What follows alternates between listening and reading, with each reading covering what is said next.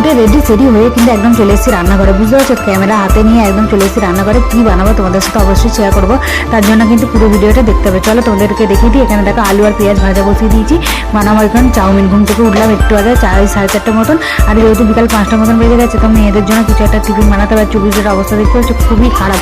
আমার এই গরিবের কিচেনের জন্য একদম পারফেক্ট চব্বিশ, বুঝতে পারছো তো, যার জন্য আমি কোনো জিনিস ফেলতে চাই না।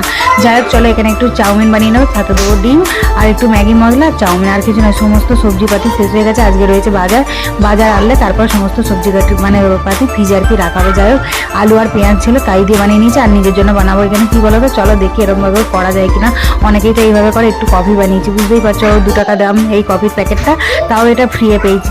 কি কিনেছিলাম বলো তো, মেরিগোল্ড বিস্কুট কিনেছিলাম, তার সাথে ফ্রি।